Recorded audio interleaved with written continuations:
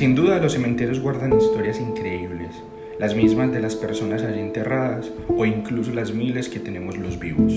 Por eso estamos en el Cementerio Museo de San Pedro de la ciudad de Medellín, el más emblemático de toda la ciudad. Así como viajamos hasta Japón para visitar el cementerio más grande del mundo, estamos en Medellín para visitar el más viejo de la ciudad. Y diría yo que uno de los que tiene más historia de todo el país. Fundado por la iniciativa del médico Pedro Uribe, que definió que faltaba para la élite de la ciudad un cementerio que estuviera de acuerdo a ese nivel de ingresos que ellos tenían y que pudiera ser para las personas que tenían más poder adquisitivo de la ciudad. Hablamos entonces de una primera etapa de este cementerio que inició en 1842 en forma de galería, que es lo que estamos viendo hacia atrás. Aquí había muchísimas personas ricas que tenían el poder adquisitivo para pagar estas lápidas, que generalmente eran negras con dorado o blancas con negro, como lo podemos ver. Ellos contrataban artesanos de la ciudad para que hicieran esas lápidas con sus escrituras, con la firma que ellos tenían cuando estaban en vida, o también unos artistas que eran internacionales que sabían manejar más como las esculturas, y por eso vemos algunas donde se ven estos detalles en alto relieve. Quizás unas de las personas más importantes que están acá en el cementerio son la familia Amador, una familia que fue muy rica en Medellín, los primeros en traer el primer carro a Medellín, entre otras muchas historias. Quien realmente tenía el dinero en la relación era doña Lorenza Uribe de Amador. Sin embargo, en esta época las mujeres no podían manejar las herencias y por eso recaía sobre su esposo don Carlos. Esta pareja súper opulente siempre estaba de viaje, traía regalos costosísimos y demás, y entre esas, en un viaje a Italia fue cuando trajeron el primer carro a Medellín. Lo trajeron con mecánico, conductor y gasolina. El día que designaron para sacar ese carro y que todo el mundo los viera era el más importante, el domingo, el día de la misa. Sin embargo, las carreteras no estaban adaptadas para que los automóviles todavía pasaran por ellas. Se dañó, lo tuvieron que mandar a enterrar y se quedaron con un montón de gasolina que ya no tenía uso. ¿Qué decidieron? Mente emprendedora, crear un perfume de gasolina que se echaban los ricos, porque en esa época nadie tenía acceso a la gasolina y quien oliera esto se sabía que tenía dinero. Inicia entonces la segunda etapa de este cementerio, que es cuando llegaron los mausoleos, y acá uno de los más representativos, que es el de precisamente el hijo de la pareja Amador. Se dice que él se fue de luna de miel por 2 años de viaje y cuando llegó muy enfermo y murió rápidamente. Se decía originalmente que había muerto de tuberculosis, pero algunos historiadores dicen que en realidad fue de sífilis, pero en esa época obviamente una persona tan millonaria no se podía mencionar que había muerto por una enfermedad tan horrible. La razón por la que la familia Amador hizo tanto esfuerzo porque su hijo pudiera reposar en este mausoleo, que incluso es importado desde Italia, fue porque era el único varón de la familia y con él moría el apellido. Sin embargo, no era originalmente así, solamente tenía el obelisco y las escalas, pero se decía que su mamá venía tanto a llorar al punto de que se desmayaba, tal cual como vemos esa escultura. Por esa razón, su esposo decidió sumarla como parte del mausoleo de su hijo. Al día de hoy, este mausoleo es supremamente importante para las mamás que pierden sus hijos y se sienten reflejadas en el dolor que se ve en ella.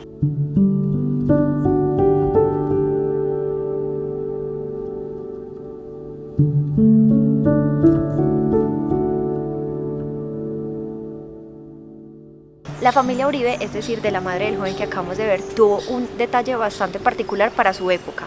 Decidió que los restos del ama de llaves, que los acompañó por toda su vida, pudieran descansar con ellos, e incluso le dieron una lápida, algo que no era muy particular porque eran tan costosas que nadie lo iba a hacer por las personas que los ayudaran en su hogar. Fueron la primera familia en aceptar en su mausoleo a una persona que no pertenecía a la familia, y aún más importante, en darle un nombre, porque otras personas lo hicieron también con sus criados, pero de ninguna manera los incluyeron en la lápida. En su lápida decidieron recordarla como sirviente fiel. Este monumento que vemos atrás es del señor Pedro Justo Berrío, efectivamente el mismo del Parque Berrío.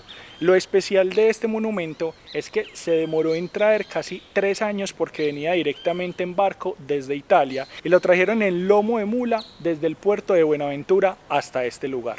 Esta otra tumba que ustedes ven acá atrás también fue traída desde Italia. ¿Pero por qué traían casi todo desde Italia? Es porque había un lugar que era Carrara donde tenían este mármol. Lo hacían traer hasta acá por su calidad, pues estaban como a la intemperie, al agua, a la lluvia, al sol, y era un material completamente bueno y resistente para este tipo de esculturas. Adicional, esto mostraba poder dentro de las familias. Y esta que ven aquí es la cripta, y es la única cripta que hay en este cementerio y pertenece nada más y nada menos que a Jorge Isaac. Si pudiéramos descender por la cripta, encontraríamos un ataúd con Jorge Isaac completamente envuelto en seda roja.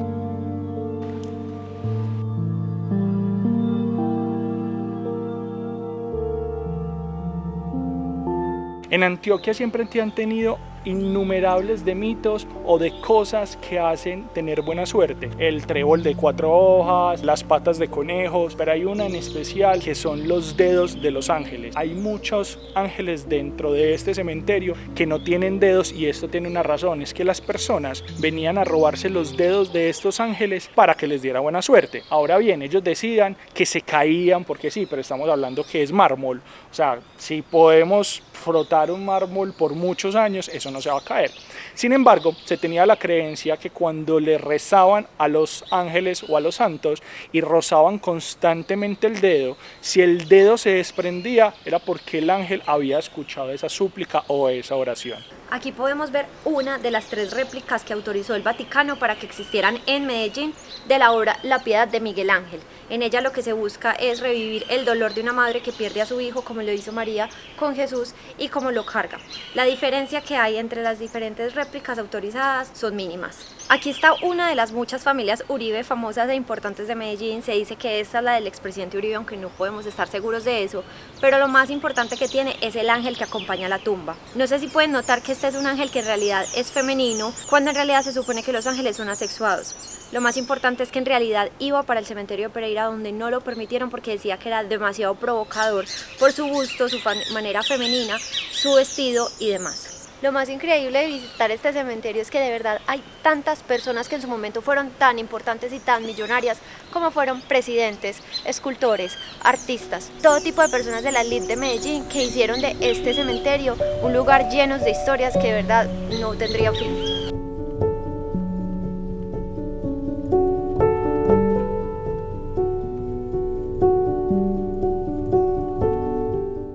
Entramos a la tercera etapa del cementerio, que es cuando ya no se está usando tanto el mármol importado, sino materiales locales y también artistas locales para crear estas grandes obras que se ven en el cementerio. Estamos hablando aproximadamente de 1940 a 1980. Si ya no se usaba mármol, entonces ¿qué se usaba? Concreto y bronce. Aquí vemos una representación, más no una réplica, de la Piedad, pero esta es mucho más humanizada. Podemos ver a la Virgen mucho más triste y como suplicando por su hijo, ya no lo puede cargar, y eso tiene un sentido muy bonito de humanizar esa divinidad. Lo más increíble es que este es uno de los mausoleos más grandes de todo el cementerio, donde hay menos personas, simplemente una pareja de esposos. Aquí se encuentra Tomás Carrasquilla. Originalmente él inició en este cementerio, fue movido posteriormente por su familia a otro cementerio y después por una propuesta del cementerio con un mausoleo fue retornado a este cementerio, y ya ahorita les vamos a contar por qué. Y en esta que ustedes ven atrás está el señor Pepe Sierra, que fue el hombre más rico de Colombia en su época. Incluso le prestaba plata al Estado para que no se endeudara con la deuda externa. Este señor tenía tantas propiedades que incluso después de los años iba a comprar propiedades que ya tenía, pero él no lo sabía. Es el creador de la fábrica de licores de Antioquia. Fue una de las personas que introdujo el transporte de mercancía en mula, incluso trazando muchas de estas rutas, y él con su pareja vivían en el antiguo zoológico de Santa Fe.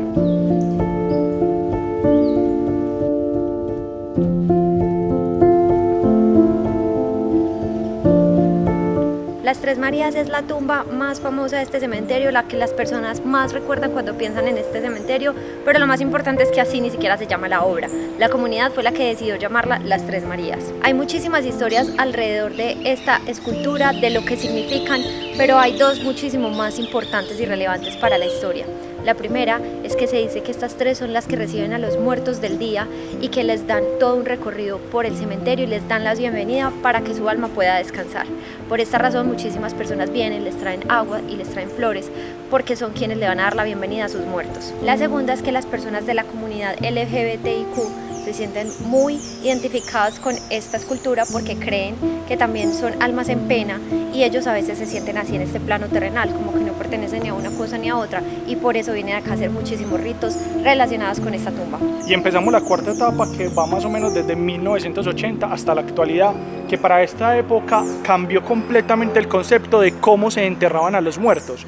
Incluso en esta época se pensaba que los muertos había que tenerlos como en espacios con casitas, adornados, como si fueran propios aún y que estuvieran como en casa. Sin embargo, la élite de Medellín, que ya tenía acceso a televisor, se empezaron a dar cuenta que realmente los millonarios enterraban a sus muertos en campos abiertos. Por eso empezaron a llevarse sus muertos a Montesacro y a cementerios con ambientes mucho más amplios o mucho más campestres, como Campos de Paz. Antes, en las galerías, que son estos muros que ven en la parte de atrás, eran solamente de 4x7. Sin embargo, en toda la época del narcotráfico, de muertes, de sicariatos, eran tantas las personas que morían que tuvieron que poner 2 pisos más dentro de estas galerías para poder recibir absolutamente a todos los muertos y todo lo que se deriva de esta guerra de la época del narcotráfico. En ese mismo momento estamos hablando de la época donde este cementerio pasó de ser privado a ser un espacio público para la ciudad. Y este que ustedes ven atrás para mí es mi favorito, y es que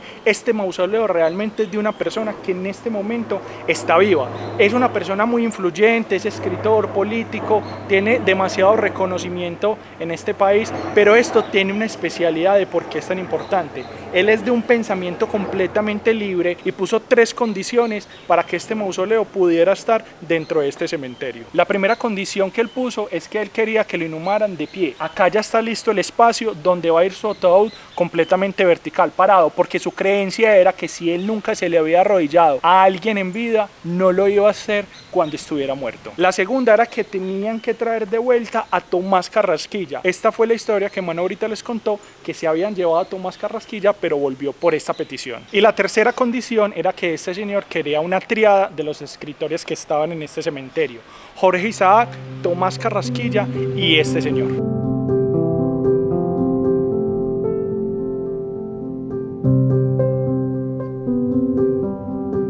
Hasta este punto, todo lo que les acabamos de mostrar son mausoleos y monumentos que están a perpetuidad. Sin embargo, vamos a entrar a unas galerías que sí son de arriendo. Algo que me pareció muy bonito que nuestra guía nos iba explicando es la forma respetuosa en que el cementerio entiende cómo están atadas las personas a estas lápidas, cómo ahí empieza su proceso de duelo y de sanación, y cómo eso representa tanto para la familia como la persona que está ahí reposando. Entonces es muy bonito porque realmente es un proceso supremamente respetuoso con la familia de estos muertos. Atrás está una de las tumbas que más se visita en este cementerio, y es la de 2 de los sicarios más famosos de Pablo Escobar. La mamá de ellos decidió hacer este espacio para ir enterrando a su familia, que fue matada poco a poco por ir ajustando cuentas con ellos. En total eran 11 hijos y todos descansan acá, incluyendo esa mamá que en su momento pidió asilo político en Puerto Rico y que ahora también descansa acá desde hace 3 meses que falleció. Una de las historias más particulares vinculadas con esta tumba es que inicialmente tenía un radio en el que sonaba 24/7 salsa desde Latina Stereo. Sin embargo, le pusieron un contador entonces para que pudieran responder por los servicios que generaban al utilizar ese radio, y como no pagaron, lo tuvieron que quitar. Otra también muy importante es que están separados entre hombres y mujeres, y en el lado de las mujeres estaba Erika, una de las hijas que se creía que era la verdadera Rosario Tijeras.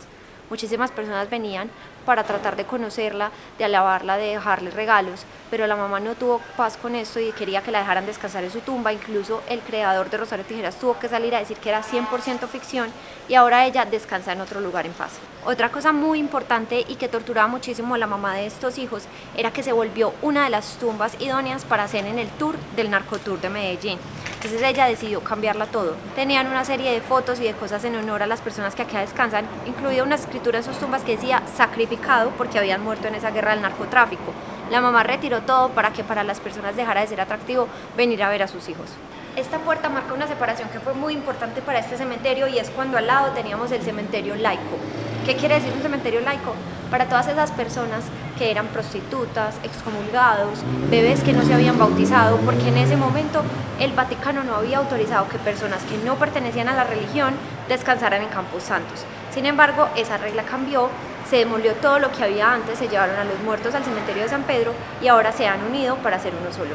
Algo muy importante es que pertenecer a ese cementerio laico era incluso vergonzoso, porque compartían espacio con prostitutas, personas que hacían cosas de ocultismo y demás. Entonces incluso al pesar de estar una al lado de la otra, tenían paradas de bus separadas, porque nadie quería que se confundiera con que iban para el cementerio laico si venían para el cementerio de San Pedro.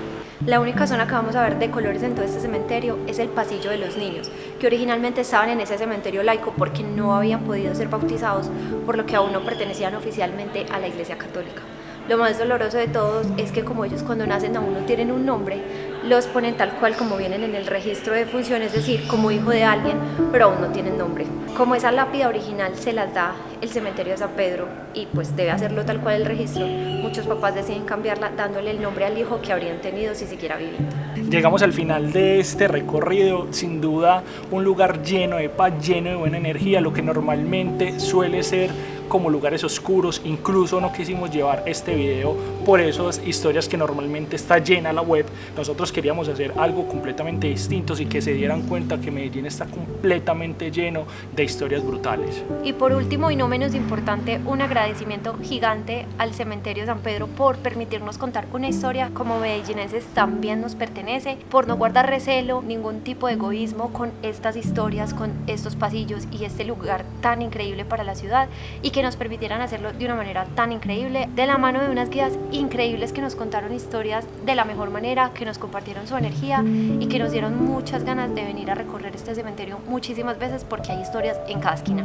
Hey, no olviden suscribirse, hasta un próximo video, y si no se suscriben, les jalan las patas.